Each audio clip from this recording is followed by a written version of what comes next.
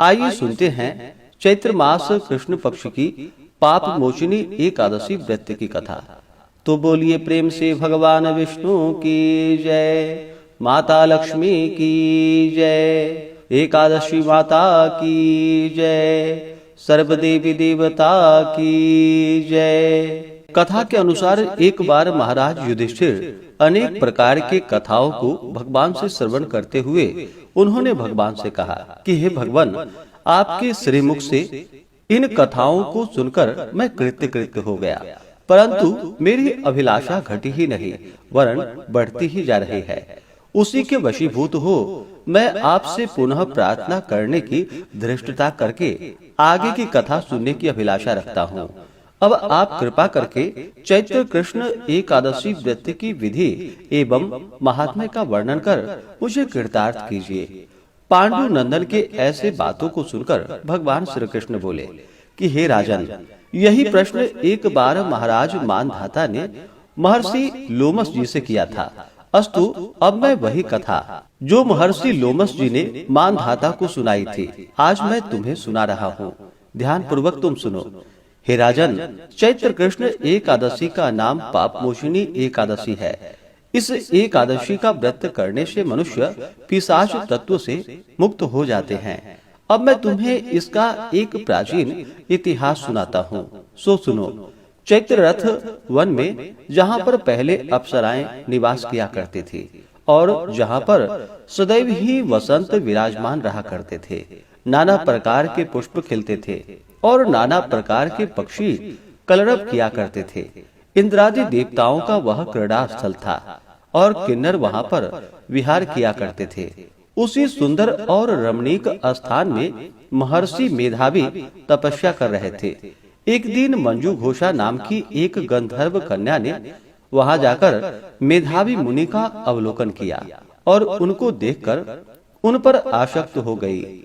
यद्यपि अपने मन को बहुत समझाया मगर वह न मानी। तब हाथ में सितार ले उनके आसपास बैठ अपने वीणा विंदक कोकिल कंठ से मधुर गान कर उनको मोहित करने का जाल फैलाया। उसको वहाँ पर उपस्थित देखकर भगवान शंकर के प्राचीन शत्रु कामदेव शिव भक्त मेधावी मुनि को पराजित करने में तुल गए। अप्सरा की भौहें को कमान, कटाक्ष को प्रत्यंचा, नेत्रों को बाण बनाकर मंजू घोषा को उसका सेनापति बना दिया और आन बान और शान के साथ मुनि पर चढ़ाई कर दी। मेधावी ऋषि युवा स्वरूपवान और तेजवान व्यक्ति थे। उनको देखकर स्त्रियां अनायास ही उनकी ओर आकर्षित हो जाया करती थी। कामदेव की सेनापति मंजू घोषा ने मुनि के सम्मुख समीप ही बैठकर मधुर गान आरंभ कर दिया। स्वर लहरी की सुरीली तान से ऋषि का ध्यान भंग हो गया और मंजू घोषा पर दृष्टि पड़ते ही उस पर मोहित हो गए। मुनि को अपनी ओर आकर्षित देखकर मंजू घोषा अपनी समस्त क्रीड़ाएं एकत्रित कर उनके पास गई।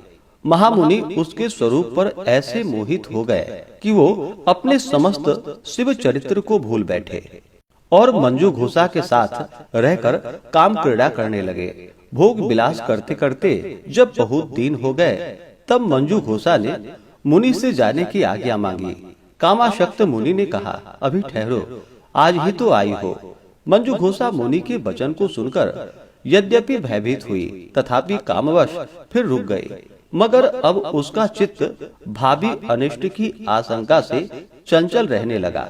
मंजू घोषा मुनि के पास 57 वर्ष 9 मास 13 दिन काम क्रीड़ा करती रही, मगर मुनि के लिए अभी भी वह पहली ही रात थी। एक दिन मंजू घोषा के आज्ञा मांगने पर मुनि ने वही प्राचीन पाठ दोहराया।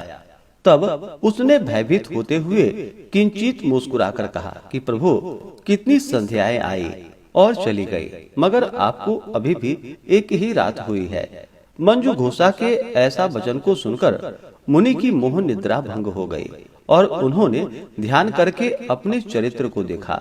रहस्य जानकर मुनि अत्यंत क्रोधित हो गए और कहने लगे कि हे दुष्टे, तुम्हें बार बार धिक्कार है। तूने मेरी अब तक की सारी आराधना नष्ट कर दी, अतः तुम पिशाचिनी हो जाओ।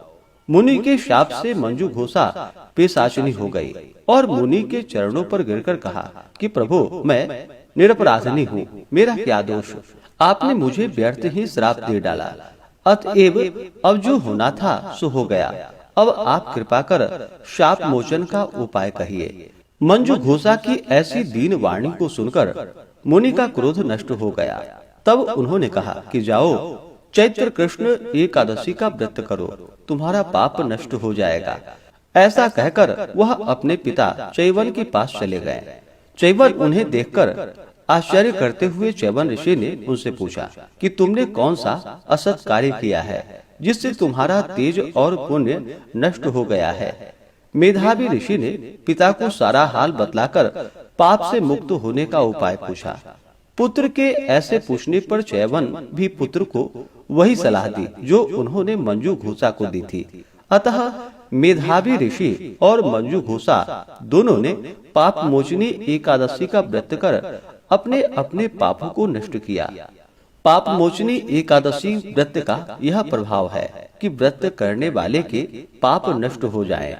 इस कथा को कहने एवं सुनने से हजारों गोदान का पुण्य फल प्राप्त होता है। ब्रह्म हत्या, स्वर्ण चुराने का पाप, शराब पीने का पाप, गुरु पत्नी गमन का पाप एवं संसार के समस्त पापों को यह पाप मोचनी एकादशी नष्ट करती है।